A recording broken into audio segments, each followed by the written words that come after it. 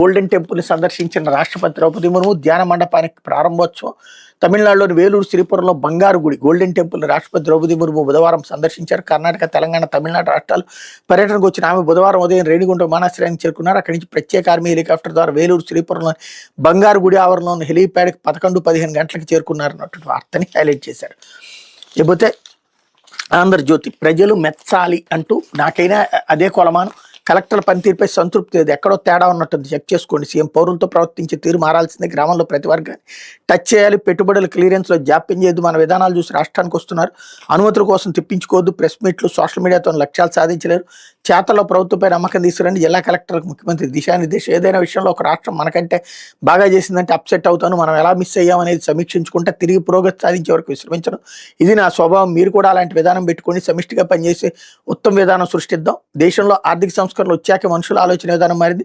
సంస్కరణ రాకముందు ప్రతి ఒక్కరు సిద్ధాంతాలు మాట్లాడారు, కానీ అవి మనుషులకు తిండి పెట్టవు. సిద్ధాంతాలు, విలువలు వేరు. మెరుగైన జీవన ప్రమాణాలు అందాలంటే రోడ్లు, విద్యుత్, విద్యా సౌకర్యాలు బాగుండాలంటూ చంద్రబాబు నాయుడు స్టేట్మెంట్ ఇక్కడ హైలైట్ చేశారు. సిద్ధాంతం వేరు, సదుపాయం వేరు. సదుపాయాలు వద్దని ఏ సిద్ధాంతం చెప్పదు.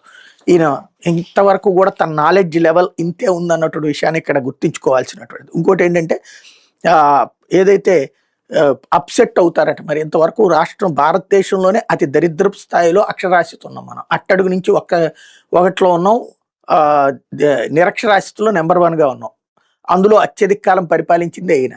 మరి దాంట్లో ఏం మార్పులు చేశారు, ఏం సాధించారు? నిరక్షరాస్యతలో అందరికంటే నెంబర్ 1గా ఉండాలని సాధించారా? అక్షరాస్యత అనేది లేకుండా ఉండాలని సాధించారా?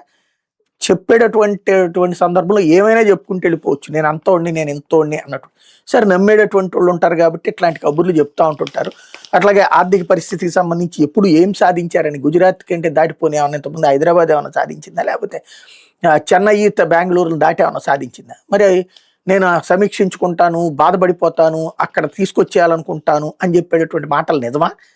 కేవలం పేపర్లలో వార్తల కోసం, ఒక మౌత్ పబ్లిసిటీ కోసం మాట్లాడుతూ ఉంటారు అన్నమాట.